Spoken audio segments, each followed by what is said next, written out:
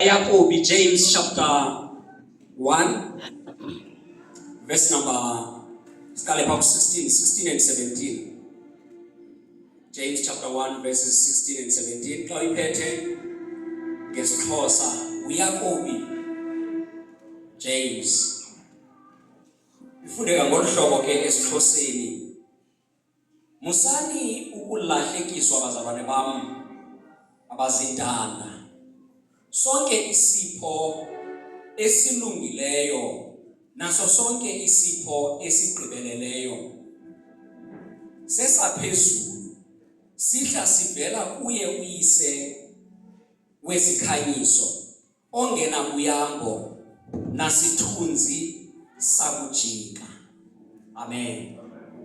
Ndizawuthetha namhlanje nge-subject ethande ukuphatheka kakubi nokungaqondwa ngabaninzi nalapha elukholweni. Ndizawuthetha nge-subject yomnikelo, ukubaluleka kokunikela kuThixo okanye ukubaluleka kokunikela entweni kaThixo. Kaninzi xa kuthethwa ngomnikelo zikhona izinto eziye zifike engqondweni yomntu nangoku selekholwa, especially kula maxesha esiphila kuwo, into ezithi mhlawumbi ukwisidingo. Ubeke nje wathi uMshumayeli sawuthetha ngento edibene nomnikelo, uhle urhola amehlo kodwa hey, inoba ikhona indawo ekushota kuyo, ngoba sinikela mhlawumbi kuya ngokwesidingo okanye siqheliswe ukunikela ukuya ngoba kukho isidingo esithile. Okwesibini, xa uthetha ngomnikelo abaninzi bayoyika ngoba yenye yesubject esithande ukusetyenziswa ngendlela engeyiyo emabandleni kwezi ntsuku zokugqibela. Abaninzi xa bejonge okanye bethetha ngomba womnikelo bathetha bejolise ekubeni babe nento abaza kuyizuza. Amen. Abathethi njengoba kufundiswa okanye inxalenye yelizwi kodwa bajonge into yoba makubekho into abaza kuyizuza. Amen. Abanye xa kuthethwa ngomba womnikelo kuba nawo lo mbuzo othi kaloku uThixo kumele aprovide, azibonakalise uThixo zonke into zakhe zigqibelela, sinandima simele ukuyidlala thina entweni kaThixo. uThixo makazenzele ngoba unguThixo.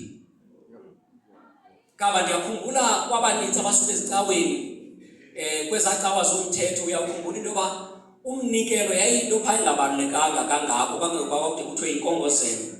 Kuthathwa nje ipenana umntwana ukuba naso ngelo xesha, noba kuthiwe ubhalise into yoba uzawunikela nge-R5 unyaka wonke, akho mntu uhoye loo nto. Ngoba kanintsi ii-mainline churches ziyafandwa kwezinye iindawo nakwamanye amazwe ukuba lapha. So ufumanisa ubana abantu ngoku bakhoyo ebandleni abanalo uxanduva ngalo ibandla. Bakhona ebandleni but abana-responsibility, zonke izinto zawusuke zibe khona nje. But le ndawo esigqiba uyifunda, uJames ukhuthaza amabandla okanye ukhuthaza abazalwane abathe saa abangamayuda kwindawo ngendawo kwilo lonke ilizwe. But ufika kule ndawo ithi ze ningalahlekiswa, konke okulungileyo kusisipho esivela kuThixo. So kutheni kubalulekile ukunikela? Kutheni kubalulekile into yoba sibe ngabantu abanikelayo sesikholwa de sithi apha ekunikeleni kwethu sinikele entweni kaThixo? Mamelani bangcwele, ukunikela kuyahluka naseBhayibhileni.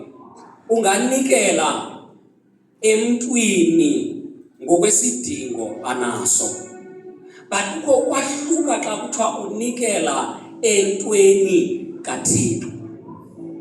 Amen. Kungalula futhi ukunikela emntwini kuba ubona into yoba uyadinga, kuba ubona into yobana uswele, unayo kuba ungamnika loo nto umnika yona. But bambalwa abantu abatyhilekelwe kukubaluleka kokunikela entweni ebizwa ngoThixo. Siyabadinga abantu abatyhilekelwe kukubaluleka kokunikela entweni kaThixo. Ngakumbi kweli xesha lokungcoliseka kwemiba ebalulekileyo nasesibhalweni efana nalo womnikelo. Abantu abaninzi xa kuthethwa ngomnikelo sebecinga into yobana yeyi sakhuthuzwa. yatyela indoda enye sashiyeka thina sihlupheka ngenxa yendlela ephathwe ngayo lento okanye le subject yomnikelo. Kamba abanye bade babe nayo nento ethi xa sirelate namabandla asele ephuhlile, namabandla afana nala sirelate nawo being 412, sinamabandla amhlophe. Abanye baye bacinga into yobana azawuza la mabandla neengxowa zemali ezotyala kuthi thina sitsho singabi nalo uxanduva ngomsebenzi kaThixo. Sineengcamango ezingezizo xa sifika kumba wokunikela.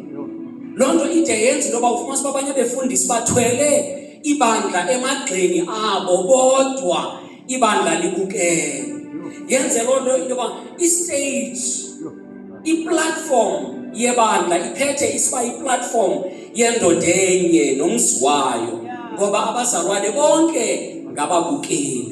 Akukho ufuna ukudlala indima, akukho ufuna ukuparticipate, akukho ufuna uthwala uxanduva, akukho ufuna irresponsibility. Bonke beza belindele ukufumana, kodwa bananto bona bazanayo. And abanye babo iimali zabo ziyaziwa kwizibingelelo zongendawo. Abanye babo bayaziwa into babake banikela emagqirheni bathi bahlangulwa bancedwa nguThixo ngoba balo xa sebelapha abayithathi irresponsibility, bajonga ukwenzelwa ngababukeli bazobukela. De loo nto yenza umntana kaThixo azibone sele esikwizekile nendlu yakhe, ibe le nto yeyakhe, iqala ngaye igqibela ngaye.